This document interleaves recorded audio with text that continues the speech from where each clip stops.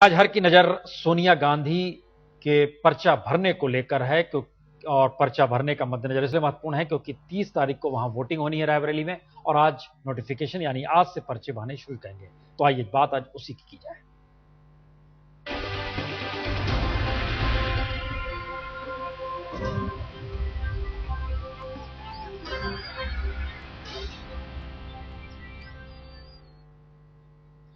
सोनिया का शंखनाद वाकई कई मायनों में इसलिए बड़ा महत्वपूर्ण है क्योंकि सोनिया गांधी 2004 में रायबरेली में कदम रखी थी। याद कीजिए तो फिर उन्होंने लाभ के पद के मद्देनजर इस्तीफा दे दिया था। 2006 में बाई इलेक्शन हुआ, फिर चुनाव जीती और बड़े भारी मतों से जीती, फिर 2009 और अब 2014। स्वागत की तैयारी, पूजा पाठ, लेकिन प्रियंका और रॉबर्ट वड्रा दोनों नहीं जा रहे हैं वहां पर। प्रियंका उनका पूरा कामकाज संभालती है, मां का यानी सोनिया गांधी का।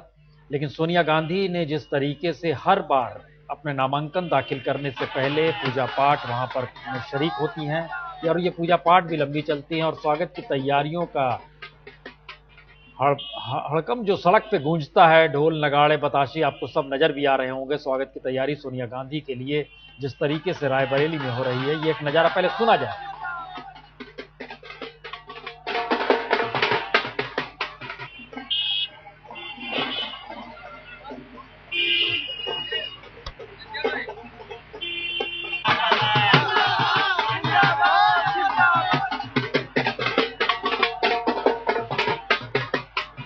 नहीं बल्कि फैसले के बाद जीत का जश्न मनाने के लिए भी बड़ा महत्वपूर्ण है। जीत इस मायने में सोनिया गांधी की लोग पहले से मान लेते हैं क्योंकि सोनिया के खिलाफ कोई कद्दावर नेता चुनाव लड़ता नहीं है। हाल में यूपी में जब चुनाव हुए थे तो उस वक्त विधानसभा की जो 5 सीटें आती हैं रायबरेली के तहत, उसमें 4 सीटों पर समाजवादी पार्टी ने कब्जा किया था। लेकिन बावजूद इसके समाजवादी पार्टी ने कहा हम उम्मीदवार खड़ा नहीं करेंगे। राजनीति बात होगी, लेकिन जरा पुजारी की बात सुनी जाए। 2004 से लगातार हम पूजा करवा रहे हैं और जो भी कांग्रेस के संकट है वो समाप्त हो रहे हैं, असंभव का संभव हो रहा है और निश्चित रूप से जो है ये पूजा हम करवाने जा रहे हैं। जितने भी विघ्न है सब समाप्त हो जाएंगे श्रीमती सोनिया गांधी जी के, और अधिक से अधिक संख्या से विजयी होंगी। गणेश जी के पूजन करेंगे, जो विघ्न हरता है। गणेश चतुर्थी का पाठ होगा, हवन होगा। हवन करने के बाद हम लोग पूर्णाहुति करवाएंगे। पूर्णाहुति करवाने के बाद आशीर्वाद देंगे और मैडम नामांकन करने के लिए चली जाएंगे। विजयी होंगी वो 100%। में कोई संभावना ही नहीं कि विजयी नहीं होंगी। इंदिरा गांधी के टाइम में जो है इतने सुरक्षा का तो नहीं रहता था ज्यादा, लेकिन अब ज्यादा है। उनके टाइम में पूजा में बहुत लोग रहते थे, जिसमें दिल्ली से जो है माखनलाल पोतेदार आते थे, यहाँ से जो है कमल नयन वर्मा रहते थे और हमारे पिताजी रहते थे। बहुत भीड़ रहती थी। तब इतना प्रतिबंध भी नहीं था। अब तो समय के अनुसार जैसा है वैसा प्रतिबंध लगाया गया है। जगदीश शुक्ला सही मायनों में इंदिरा गांधी के दौर को याद कर रहे हैं, लेकिन दरअसल गांधी परिवार से रायबरेली का नाता सिर्फ इंदिरा गांधी से नहीं है बल्कि फिरोज गांधी से। और जो पहला चुनाव इस देश में हुआ था 1952 में, फिरोज गांधी यहीं से चुनाव लड़े थे। 1952 में लड़े, 57 में लड़े। उसके बाद उनकी मृत्यु के बाद फिर इंदिरा गांधी की एंट्री होती है यहां पर। और लेकिन इंदिरा गांधी रायबरेली वही सीट है इमरजेंसी के बाद जब राजनारायण ने हराया था, तो इसलिए रायबरेली कई मायनों में बहुत महत्वपूर्ण है। यही वो सीट है जहां पर कैप्टन सतीश भी जीते थे, अरुण नेहरू भी जीते, शीला कौल भी जीती। ये कांग्रेस की एक परंपरा रही है। लेकिन आइए जरा ढोल नगाड़ों के बीच चलते हैं मौसमी के पास, जरा सुनते हैं उनकी आवाज भी कि वो क्या कहते हैं। ढोल नगाड़ों के साथ कांग्रेस अध्यक्ष सोनिया गांधी के स्वागत के लिए रायबरेली के तमाम कांग्रेस कार्यकर्ता सड़क पर खड़े हुए हैं। जगह जगह पर ग्रुप्स बनाए गए हैं और आइडिया फैक्ट्री से उनका काफिला जब चलेगा कांग्रेस के केंद्रीय ऑफिस से होते हुए कलेक्ट्रेट जाएगा। सोनिया गांधी आ रही है राहुल गांधी के साथ। तैयारी सारी है जश्न की। जी हाँ, तैयारी सारी है। किसी की जमानत रायबरेली से बचने वाली नहीं है। सबकी जमानतें जब्त हो जाएंगी। रायबरेली सोनिया गांधी 5 लाख वोटों से कम जीत रही है। पिछली बार जितने वोटों से जीती थी उससे ज्यादा वोटों से, कहीं ज्यादा वोटों से जीतोगे। शायद हिंदुस्तान में सबसे बड़ी जो है जनसंख्या यही ज्यादा इनकी वोट होगी, सबसे ज्यादा। सारी महिलाएं वोट करेंगी कि नहीं? और क्या करेंगे, हम सभी साथ होंगे।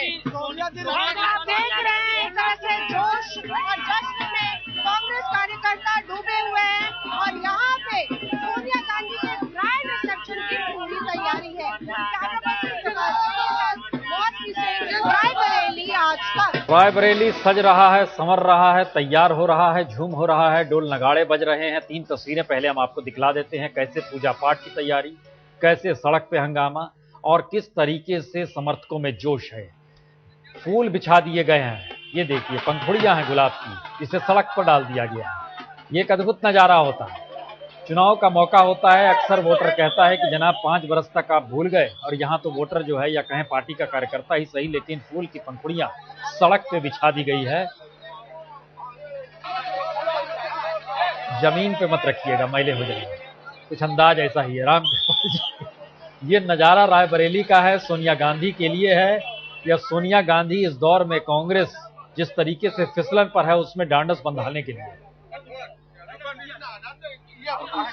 जो कुछ भी कह लीजिए, देखकर तो अब इस पूरे गर्दिश दौरा में कहीं सुकून मिले। जो हालात हैं यूपीए के कांग्रेस के, अगर वहाँ उसमें कहीं इस तरह का स्वागत होता है, तो चाहे खुद का अरेंज किया हुआ हो या चाहे स्वतः स्फूर्त हो, लेकिन एक सुकून तो देता ही है इस माहौल में। और मुझे लगता है 16 तारीख तक नहीं, ये एक बड़ा सवाल है कि जिस चुनाव को लेकर माना जाता है कि जनादेश जब फैसला सुनाता है, इसी रायबरेली में जनादेश ने फैसला 1977 में भी सुनाया था, राजनारायण जीत गए थे। सवाल सिर्फ ये है कि एक ऐसे उम्मीदवार को लेकर ये पंखुड़ियां बिछाई गई है जिसने पीएम का पद भी त्यागा। एक दौर में जब उन पर आरोप लगे कि दरअसल वो लाभ के पद में है, इस्तीफा दे दिया, फिर बाई इलेक्शन हुआ, फिर जीत के आई।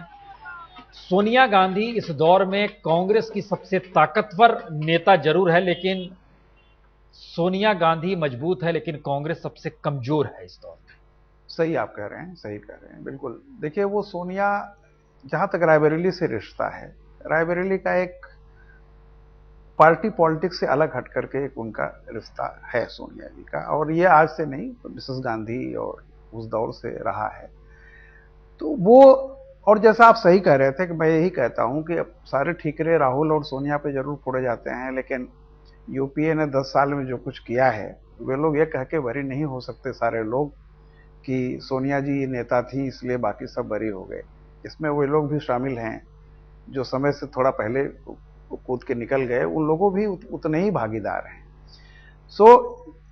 इसलिए रायबरेली, जाहिर सी बात है कि चाहे वो विपक्ष में रहें, चाहे अभी लोगों को यह है कि भाई कांग्रेस पार्टी इस देश से इस इलेक्शन के बाद खत्म नहीं होने वाली है, और जैसा कि रहा है, जो लोग जानते हैं, चीजें आती हैं एक भावुकता भरी। आप कांग्रेस का जिक्र कर रहे हैं, हम गांधी परिवार का जिक्र, हमको आपने गांधी परिवार के अतीत का जिक्र किया, हम श्वेता भी हमारे साथ है, लेकिन वहां चलेंगे उससे पहले हम जरा सा इतिहास पलट कर दिखलाते।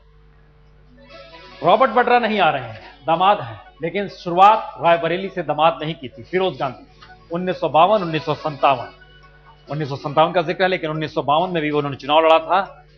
1960 में यहां बाई इलेक्शन हुआ था, उस समय यहां पे राजेंद्र प्रताप सिंह, और 62 में बृजनाथ कुरिल यहां से जीते थे। उसके बाद इंदिरा गांधी का पदार्पण 1967 में होता है। 1967, 1971 और उसके 71 में राजनारायण को यहां हराया था। 1977 का हिस्सा जो छूट गया उसमें राजनारायण ने पराजित किया था 52,000 वोट से इंदिरा गांधी को। 1980 में इंदिरा गांधी फिर से जीती थी। 1984 में अरुण नेहरू, इंदिरा गांधी की हत्या हो गई थी, परिवार के सदस्य अरुण नेहरू यहां से जीते थे और बड़े भारी मतों से जीते थे, 70% वोट इन्हें मिले थे। उस समय एक हवा भी थी, पूरी हत्या हुई थी, उसकी हवा थी। 1984 के बाद शीला कौर, मौसी इंदिरा गांधी, 89 में वह जीती थी और 91 में भी वही जीती थी। लेकिन इसके बाद अयोध्या पूरा मामला डगमगाने लगी परिस्थिति, और 91 के बाद बीजेपी का प्रकरण है। ये 2004 पे जरा रोकते हैं, 91 से 2004 के बीच में क्या हुआ ये हर किसी के जहन में होगा। 96 में अशोक सिंह जीते थे, ये बीजेपी के कैंडिडेट हुआ करते थे। 98 में भी अशोक सिंह जीते, बीजेपी के कैंडिडेट थे। सतीश कुमार, कैप्टन सतीश कुमार जीते थे 1999 में, और उसके बाद फिर सोनिया गांधी 2004 और 2009 में। 2009 से पहले 2006 में एक बाई इलेक्शन हुआ था जिसमें सोनिया गांधी इस्तीफा देकर दोबारा लड़ी थी, उसमें वो भारी मतों से जीती थी। रामकृपाल जी, एक सवाल आता है कि फिरोज गांधी से लेकर सोनिया गांधी तक गांधी परिवार सत्ता संभालने की स्थिति में हमेशा रहा है। फिरोज गांधी तो दामाद थे, लेकिन क्या यही एक वजह है कि आज की स्थिति में सोनिया गांधी नामांकन दाखिल जरूर कर रही है, लेकिन ये लोग सत्ता में आ भी जाएं, अनसुलझा सवाल है, जिम्मेदारी लेते नहीं हैं, उससे बचते हैं। जनता के भीतर क्या यही एक सबसे बड़ी वजह है? देखिए मुझे लगता है ये कि पिछली बार जो 2004 का जो चुनाव हुआ था, जिसमें ये सबको पूरी तरह से उम्मीद थी कि सोनिया गांधी ही प्रधानमंत्री बनेंगी, और जो वोट भी उस समय आया था, आपको याद होगा कि 11th आवर पे बिल्कुल आश्चर्यजनक घटना हुई थी कि जब उन्होंने मनमोहन जी को प्रपोज कर दिया, रिजल्ट आने के बाद तक ऐसा नहीं लगता था, ये लोगों में यह था कि नहीं सोनिया जी प्रधानमंत्री बनेंगी। और सोनिया जी को प्रधानमंत्री न बनाने के इसी मुद्दे पर कि वो विदेशी हैं, फलाना है, आपको याद होगा कि कितने लोग, वरिष्ठ लोगों ने जो कभी इतने करीब हुआ करते थे पार्टी तक छोड़ दी थी, लेकिन अचानक उन्होंने वो किया। तो देखिए एक बात तो यह है कि कुछ इस तरह की, जैसे आप देखिए कि शिवसेना के बाला साहब ठाकरे, बीएसपी के काशीराम, कुछ लोग बिना कुर्सी के भी इतने बड़ी ताकत हो जाते हैं कि उनको उस कुर्सी पर बैठ करके लगता है कि वो ताकत मेरी कम हो जाएगी, और ऐसा रहा है। आप चाहे जयप्रकाश नारायण जी के आंदोलन से उठा करके देख लीजिए, तो खैर जेपी तो कभी भी ये नहीं था कि जेपी प्रधानमंत्री बनेंगे, लेकिन प्रधानमंत्री बनना उतना महत्वपूर्ण नहीं था जितना हम प्रधानमंत्री बनाएंगे। तो जितने बड़ी इस तरह के जो लोग रहे, मुझे लगता था कि सोनिया यही चाहती थी कि प्रधानमंत्री बनने से बड़ा कद मेरा तब है जब मैं प्रधानमंत्री बनाऊं। और हालांकि इस पे डिबेट हो सकती है कि उन्होंने गलती की या नहीं किया, लेकिन जो 10 सालों में जो कुछ भी हुआ उसके बाद का उसका जो खामियाजा है, आज कांग्रेस पार्टी के लोग जिन्होंने सारी वो गलतियां की हैं तमाम, चाहे वो ममता बनर्जी रही हो इतने साल सत्ता में, फिर जब उन्होंने किया जो मुझे, सब बराबर के भागीदार हैं। लेकिन सारा खामियाजा आप देखिए उठा करके किस पे फूटता है, सोनिया गांधी और राहुल गांधी पे। यूपीए 2 की विफलताओं का सारा ठिकाना राहुल गांधी पे, जबकि राहुल गांधी मंत्री भी नहीं, कांग्रेस की गांधी परिवार। इसीलिए मैं कह रहा हूं कि जब आप ये इसलिए रुक जाते हैं कि मैं तो प्रधानमंत्री से बड़ा मेरा कद है कि हम वो हैं जो प्रधानमंत्री बनाते हैं। बाला साहब ठाकरे मुख्यमंत्री बनाते थे। हम इस पे आते हैं, ये आप बड़ी महत्वपूर्ण बात कर रहे हैं कि कभी कभी पद छोटा हो जाता है, व्यक्ति कैसे बड़ा हो जाता है। श्वेता, हम कल आपको लगातार सुन रहे थे, आप जब अमेठी में थी कहती थी अलसाया हुआ शहर, तो क्या रायबरेली जागा हुआ शहर लग रहा है? जागा हुआ तो है ही प्रसून जी, और इसी वजह से शायद जब लहर की बात आती है तब रायबरेली अपने नेता को बदलता भी रहा है। भले ही ये चुनिंदा रहे हों, गांधी परिवार से भले ही रिश्ता इसका बहुत पुराना रहा हो, लेकिन इसके बावजूद एक अलसाया शहर जो अपनी अलसाहट में ऐसा कर देता है, और एक देखिए एक चुस्त दुरुस्त शहर जो अपने फैसले लेता है। लेकिन अभी की जो परिस्थिति है प्रसून जी, उसमें वो लहर कम से कम रायबरेली के भीतर तो नहीं दिखती है, और रायबरेली के भीतर नहीं दिखती है तो इसके चहल पहल में भी एक अलसाहट ही है। आप कल्पना कर रहे हैं, आप जब कह रहे हैं तो उस समय स्क्रीन पर एक दृश्य चल रहा है, सड़क पे पंखुड़ियां गुलाब की बिखरी हुई है, सोनिया गांधी का इंतजार हो रहा है, वह कदम रखें उस पंखुड़िया के ऊपर में। कुमार विश्वास अमेठी में कह रहे थे कि यहां गड्ढे ही ज्यादा है, यहां पर पंखुड़ियां अभी ज्यादा नजर आ रही हैं जब हम लोग बातचीत कर रहे हैं। क्या यह माना जाए एक शाही मिजाज की तरीके से देखने की अंदाज है रायबरेली का सोनिया गांधी को, या यह मान लिया जाए कि पहली बार, क्योंकि यह नजारा 2004 में नहीं था, 2009 में नहीं था, पहली बार देख रहे हैं इस तरीके से पंखुड़ियां पहले से डाल दी गई हैं, उस समय पंखुड़ियां उनके आने पर छीटी जा रही थी। ये अंतर क्यों आ रहा है, ऐसा वजह क्या लगती है वहां पर? प्रसून जी 2004 में तस्वीर अलग थी कुछ। उस वक्त सोनिया गांधी जब नामांकन दाखिल करने गई थी तब सारे पत्रकार उनके करीब तक भी पहुंच पाते थे, जो लोग थे वो पास से देख भी पाते थे।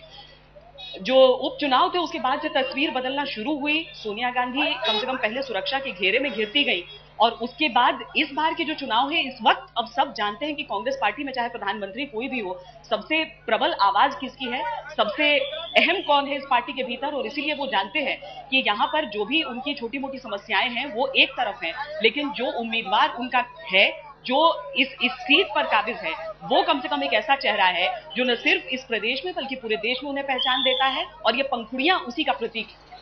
रब्दफाल जी, वजह क्या है? क्योंकि विधानसभा की जो 5 सीटें आती हैं उसमें 4 पर तो समाजवादी पार्टी का कब्जा है, लेकिन समाजवादी पार्टी खुले तौर पर कहती है हम उम्मीदवार खड़ा नहीं करेंगे। ये मैसेज किसके लिए? उनकी अपनी रणनीति का हिस्सा है या भविष्य के लेकर है? देखिए, वो रणनीति भी भविष्य को लेके ही होती है, और एक हमेशा से आप देख लीजिए, कम से कम समाजवादी पार्टी ही नहीं बाकी पार्टियों में भी ये रहा है कि जो एक बड़े नेता हैं, बड़े नेता का मतलब जो शीर्ष हैं किन्हीं भी पार्टियों को, उनके खिलाफ पार्टियां अमूमन बहुत डायरेक्ट फाइट नहीं करती थी। वो बात अलग की छोड़ दीजिए एक राजनारायण जी की, तो राजनारायण जी वो चले गए थे जिस भी तरह से, आप जानते ही हैं। डॉक्टर लोहिया का जो एक वो था, वो दौर कभी कभी आता है और फिर उसके बाद ऐसा नहीं रहा कि बड़े लोग हमेशा, बड़े नेताओं के खिलाफ बड़े लोग अमूमन नहीं करते थे। चाहे वो बीजेपी के खिलाफ अटल जी के खिलाफ हो, तो कांग्रेस भी कभी इस तरह कैंडिडेट नहीं खड़ा करती थी डायरेक्ट, क्योंकि लोगों को लगता था कि भाई चाहे कुछ भी हो, कोई अपोजिशन में है कोई सत्ता में है, उससे बहुत फर्क नहीं पड़ता है, लेकिन उस तरह की राजनीति नहीं होती थी। अब चूंकि आप पार्टी हम एक मिनट हम दिखला रहे हैं तस्वीरें जो सोनिया गांधी वहां पर पहुंची हैं रायबरेली में। काफिला फुरसतगंज, ये वहां पर ये तस्वीरें जो ली गई हैं उसकी नजर आ रहा है। काफिला वहां पर पहुंचा है सोनिया गांधी का, बड़ी हिलती जुलती तस्वीर है, लेकिन बहरहाल पहुंची है सोनिया गांधी वहां पर।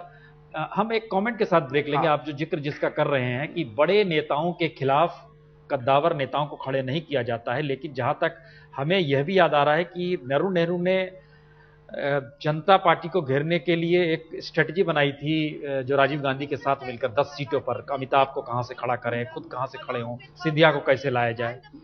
नहीं, आप सही कह रहे हैं। देखिए अपवाद रहे हैं, लेकिन मैं एक जनरल परंपरा की बात कर रहा हूं। शुरू से आप देख लीजिए तो ऐसा नहीं होता था कि जो बड़े बड़े नेता हों उनसे जाकर के कोई हारने के लिए खड़ा हो जाता हो कि नहीं हम लड़ेंगे। राजीव गांधी जी की जो बात आप कर रहे हैं, देखिए वो अमिताभ नेता थे ही नहीं उस समय। एक और आप ये सोच लीजिए कि इस मुल्क में कुछ चुनाव ऐसे हुए हैं जहां पे प्रत्याशी को वोट नहीं पड़ता था। 71 में इंदिरा गांधी का गरीबी हटाओ, जिसको भी खंभा भी खड़ा किया जीत गया।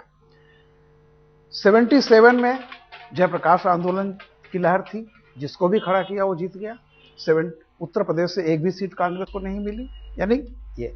और ऐसे ही 84-85 में खंभा को भी अगर खड़ा किया गया जीत गया, क्योंकि वो मिसेस गांधी की हत्या से उपजी हुई सहानुभूति थी, उसमें लोग कैंडिडेट पे नहीं जाते थे, तो एक अलग का था। तो राजीव जी जानते थे कि इस समय हम जिसको भी खड़ा कर देंगे वो जीतेगा।